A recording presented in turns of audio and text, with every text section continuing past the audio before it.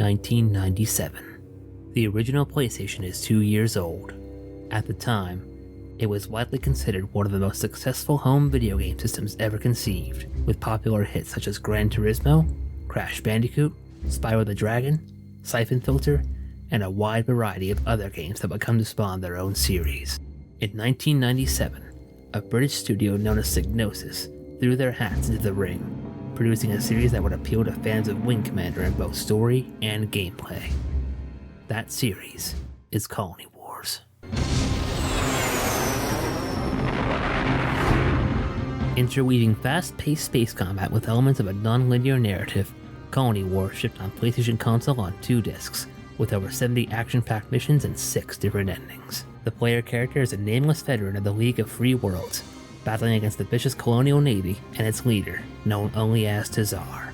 One of the most unique aspects of this game is the way the missions and narrative interweave throughout each other. Losing one mission wouldn't necessarily give the player a game over, but the narrative would often take the player to another mission to atone. Combine that with an in-universe databank similar to Mass Effect's Codex, and you have a game that's sadly somewhat overlooked from an era when space fighter simulators were among some of the most popular games at the time. Despite the game showing their age these days, Colony Wars and its sequels remain my favorite games of all time, particularly for their polished combat, story, gameplay, and the love and care that shows in just about every detail. So without further ado, let's suit up and man our fighters. Welcome to Let's Play Colony Wars, everyone. My name is Burning Earth Chris, and I'm beyond excited to be your pilot tonight.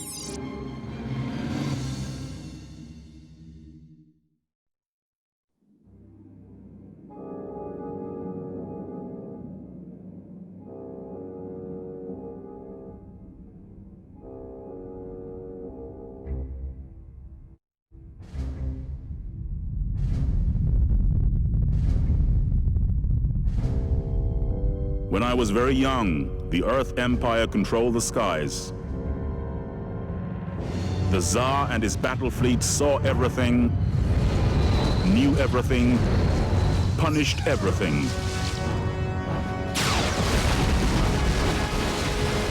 Those of us in the colonies never imagined there could be another way. But then, the real slaughter began.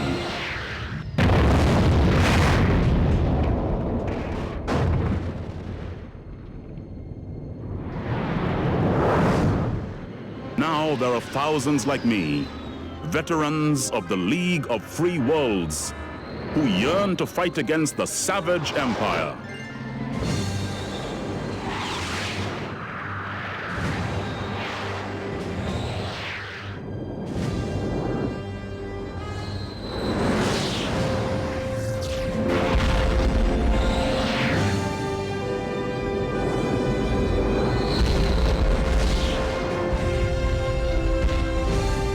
Famous victory at the Battle of Benay gave us confidence and the time to strengthen our fleet.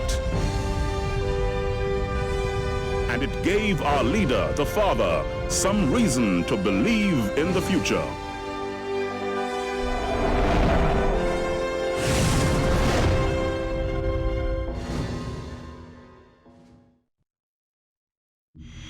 Welcome to the League of Free Worlds Information System. Alright folks, here we go. Now I had to admit that I'm a little reluctant to play this game because I really want to make sure that I can do it justice with this Let's Play. First off, I'm going to show off the options here. You have music, sound effects, speech, and you can get surround sound with this game too if you want to. I think I'll switch it up to surround sound. With video options, you have your cockpit views, your movies, and your subtitles. I'm going to leave all those on. And view at default. Screen position, of course. Controller options, there are a couple of configurations that you can use here. This game came, I believe, before the advent of joysticks for the PlayStation 1 console, so but I still have my own controller configured to use them, so there's a couple of different configurations here. I think there's like 5 separate ones that you can use. Oh, there's 6, but alright, I'm going to use the first one, because that's my default. memory card options, of course, for your old PlayStation 1 memory card, and password options, where you can enter a password at the end of a set of missions, and then you can go directly to that set to the next set of missions. But I'll save those for the end of the LP. So let's go ahead and log right in. Demo mode is just, you can replay the intro cutscene. You can replay the credits if you want to, and then the gameplay is just like 5 separate pre-made demos of the game itself.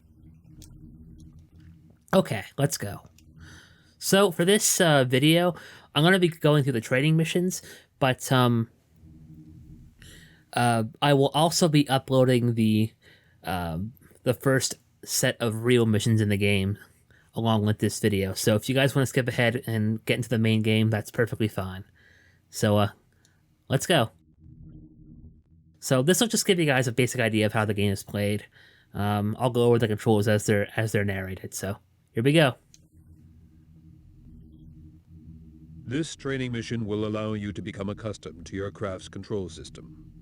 You will be able to fly freely in any direction in airspace close to Benet. After a short while, a jump gate will be visible from your craft.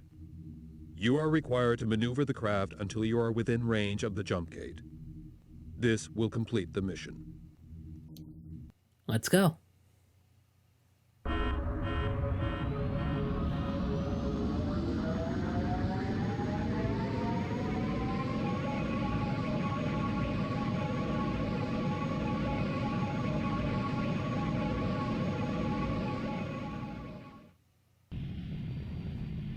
Welcome to your craft, pilot.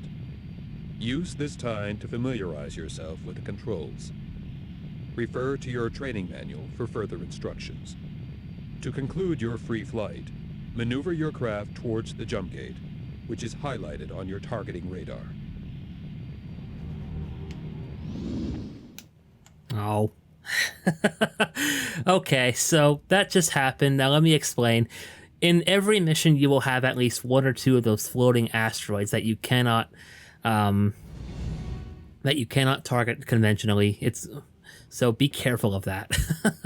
So to maneuver your craft, you just use the D-pad, or if you have them, the analog sticks, and you use the R1 button to thrust forward and the L1 button to thrust backwards, the R2 button to roll this way, and the L2 button to roll this way. So over here we have a League starport. It's just a basic League base. You probably won't see too many of those in the main campaign. And the planets back there are actually 3D models in the PlayStation. In a lot of PlayStation 1 games, they didn't really have this feature too often. But the planets are, in fact, 3D objects. You can actually go towards them, but they're just outside of mission boundaries, so you can't fly through them or collide into them.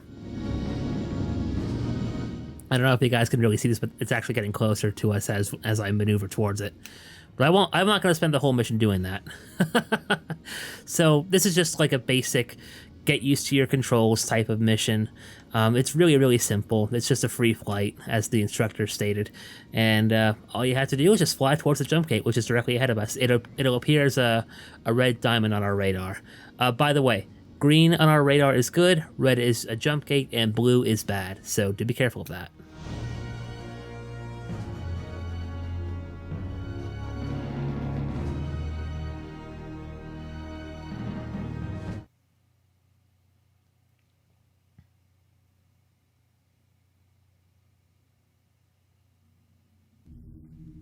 Alright, now that we've finished beginner, we'll move on to intermediate flight training. Let's go.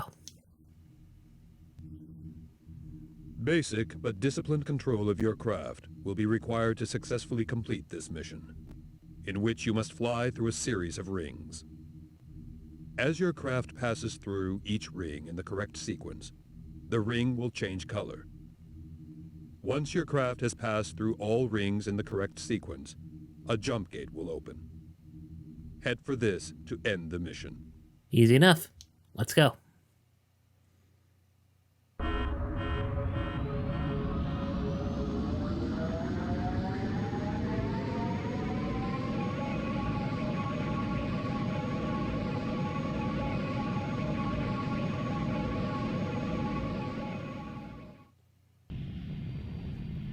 The first ring is highlighted on your radar.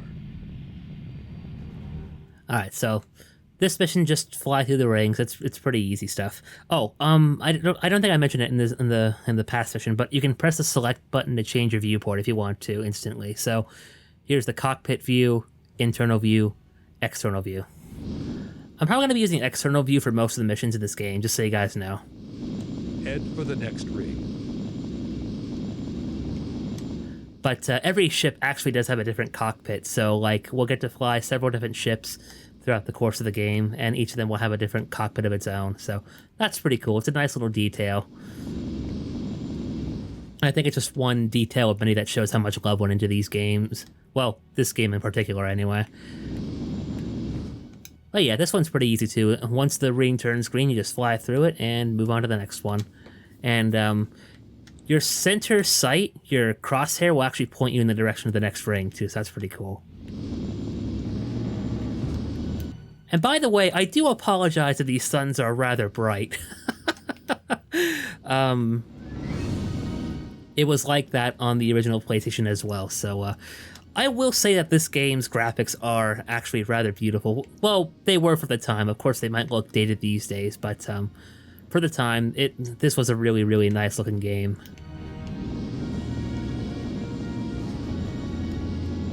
Alright, so just keep flying through the rings. It's like playing Star Trek Invasion all over again. Go watch that LP if you haven't already.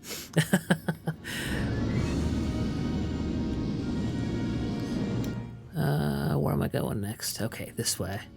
There's another one of those asteroids that I was talking about. Like the one that hit me in the first mission. Oh, and something pretty cool about this game is the radar is actually 3D as well. I can explain a bit more about that in a moment. All rings traversed. Head for the jump gate to complete the mission. So in a lot of flight simulator games, you have a two-dimensional radar system, like in Wing Commander, Star Trek Invasion, they both had 2D radar. This game's radar is 3D. You are actually in the center of the radar. So like in the little squares there indicate how close you are to certain objects. So that's pretty cool. All right, let's move forward. Go into the next mission after we get to the jump gate here.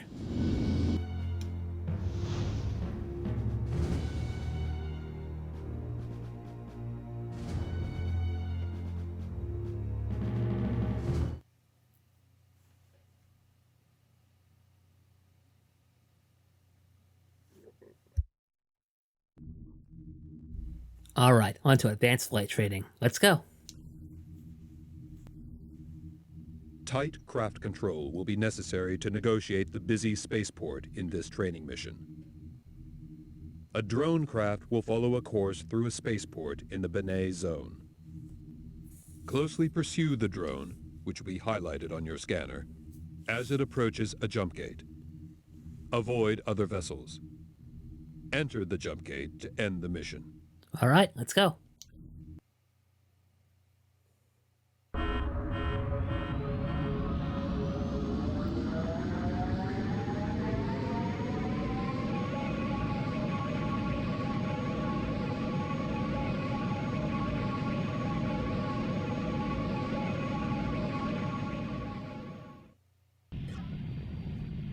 Target the drone in front of your ship.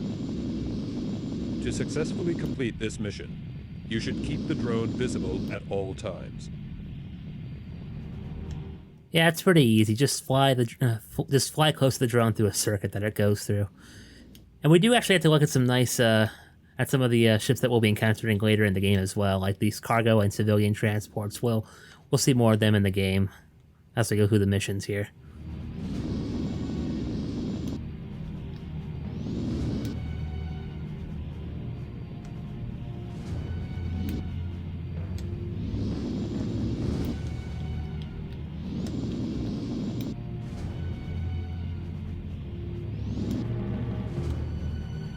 But yeah, just stay in pursuit of the drone. It's not.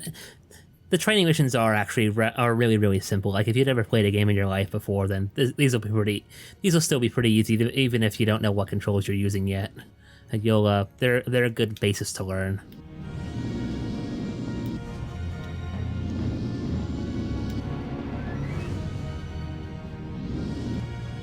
Well, I will say, in the ship database, as this game does have a starship database, the fighter that I'm flying isn't listed there. I don't know why that is. I'm not 100% sure what its designation is, so I do apologize for that, for those of you who are mega fans of this game like I am.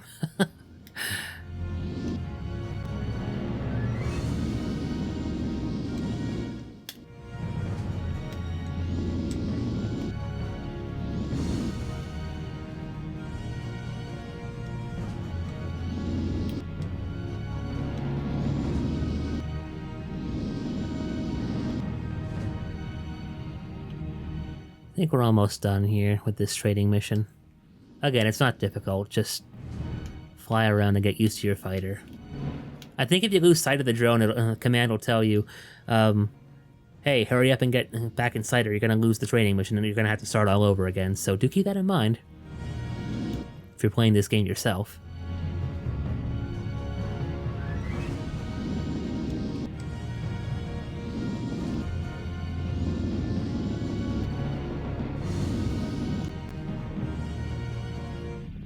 Well done. You have passed your flight training. Now move on to combat training missions. All right. All we have to do now is just fly towards the jump gate and then we're done.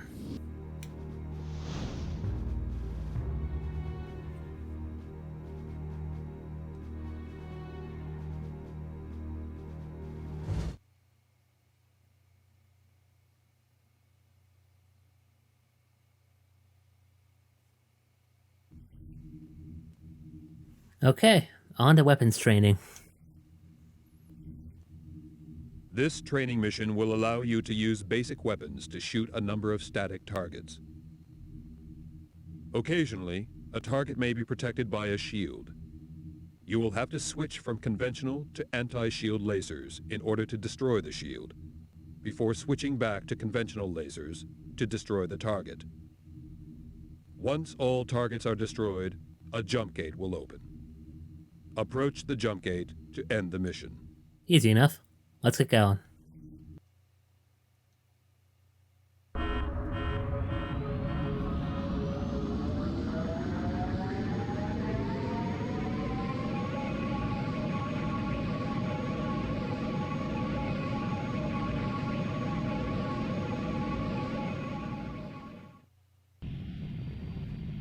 Locate the targets using your radar. Alright, so now we'll get access to weapons in this mission. So, to switch weapons, you just press the square button. That'll switch your primary weapon. You get two primary weapons in the most cases, anti-shield lasers and standard lasers. If I accelerate towards this target drone in front of me, you'll notice that its health bar at the top is red, which means that it has no shields. So if I switch over to my conventional lasers, I can blow it up pretty easily. Four targets remaining. I notice that as I fire, there's a little gauge on the left side of the screen that increases. That's your overheat. So if I fire too much, my weapon will overheat, and I'll have to fire slower for a period of time until I let go of the fire button. Alright, so let's take out this drone. This one has shields on it. You'll notice that its health bar is blue this time. The bar below the enemy health bar is a sensor bar. That'll tell you if a target's disabled or not. So, we'll get into that later on.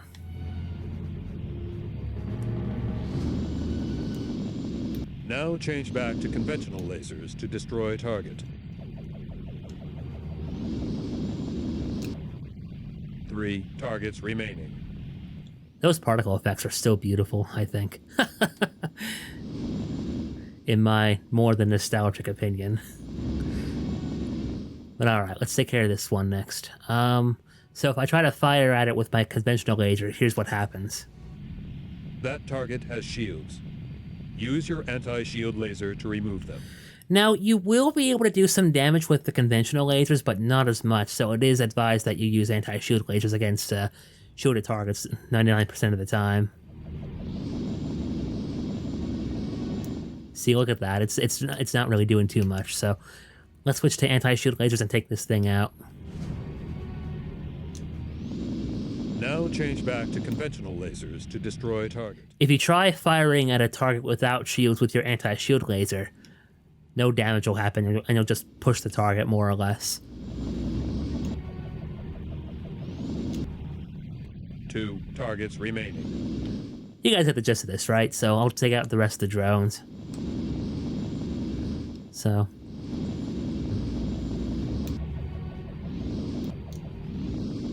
1 target remaining. 1 left. All targets destroyed. Head towards jump gate to conclude the mission. There it is. Alright, let's go.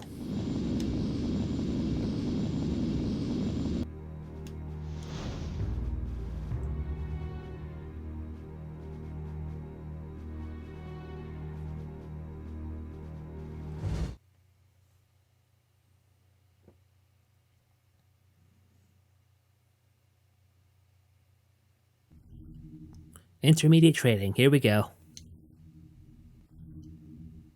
Drone craft will act as slow-moving targets in this training mission close to the planet Fortuna. You will be required to follow their course, attempting to destroy them using your conventional lasers. The drones will be protected by shields. Consequently, anti-shield lasers will also be required in order to break down their defenses. Once all drones are destroyed, a jump gate will appear. Enter the jump gate to complete the mission. Alrighty, let's go.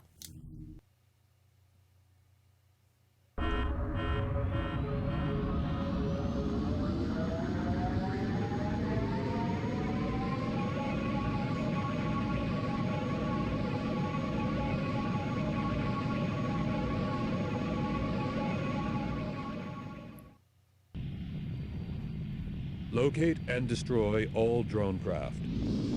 Alrighty. Again, pretty much the same thing as the previous mission, but this time the drones are actually on the move. Once we take out this one, 2 more will appear, and we'll have to take them out as well. This shouldn't be too difficult, I don't think. Now change back to conventional lasers to destroy target.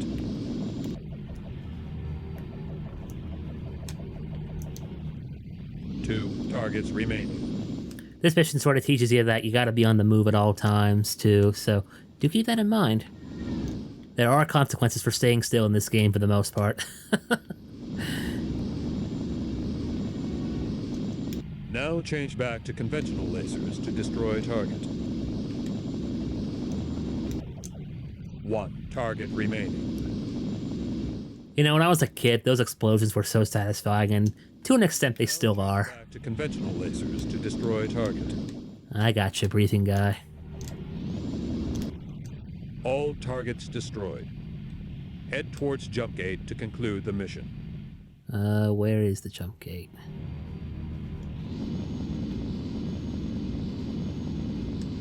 Oh, there it is.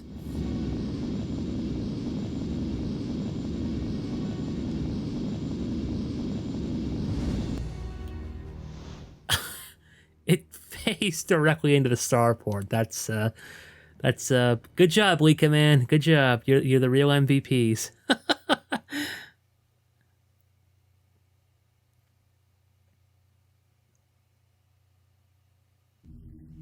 Alright, advanced weapon training. This is it, folks. Final one before we can get into the main game. In order to learn advanced weapon handling techniques, you will be required to destroy a disused fleet craft and a number of drones. The drones will behave as though they are defending the fleet ship. Using missile and torpedo weapons, target and destroy the craft. Then enter the jump gate to complete the mission. Easy enough. Let's rock.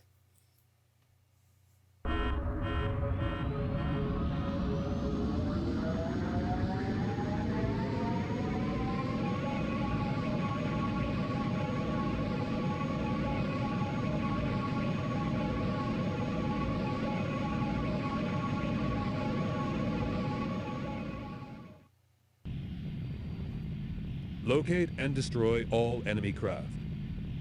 Use your missile and torpedo weapons. To target a craft, you must first arm the missile, and then keep track of it in the center of your HUD. When the target has been locked, you may fire the weapon. Of course I got hit by an asteroid. Alright, well first I'll take care of these fighters. We actually have a new weapon available to us, secondary weapons. So if I press the triangle button, I'll be able to cycle through secondary weapons. And what I have right now are tracker missiles, which are basically anti-hull missiles, and plasma torpedo, which is essentially an anti-hull capital ship weapon. Let's take care of these drones first, and I'll show you guys how the missiles work.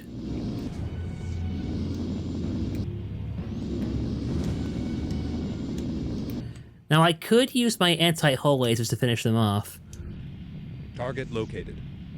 Keep it in the center of your HUD to obtain lock. So you can lock a target by pressing the circle button once, and then center the target in your HUD. Once you do... Hang on. Target locked.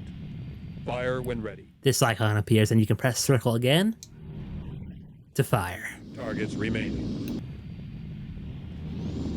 Let me take care of the other trading drone, and then I'll go for the fleet ship. And we are going to be blowing up a lot of capital ships in this game, folks, so that's going to be fun. Alright. Say bye-bye. All drones destroyed. Now target the fleet craft. One target remaining. Alright, so let's bring this thing's shields down. I can show you guys how the torpedo works. So, alright, shields are down. Again, you have to arm it by pressing the circle button, but this time you're going to get a different crosshair. If you're in pilot mode, let me show you this. That little counterclockwise icon there will show up instead. But if in the external view, you'll get like this power-up Kamehameha type energy effect here. But let's take this thing out.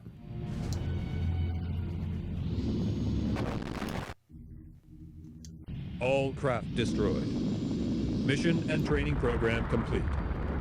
Report for duty. And the only reason I go to the pause menu like that is so that we can hear the dialogue a bit better, just so you guys know. I might or might not do that for a majority of this LP. I'm not 100% sure yet. Yeah. Torpedoes work the same way missiles do, but torpedoes cannot lock onto a target, so they're best used against capital ships.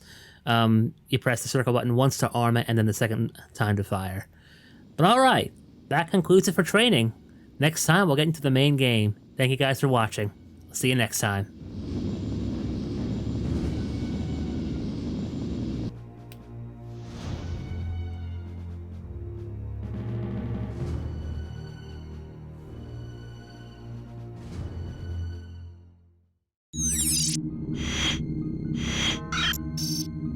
You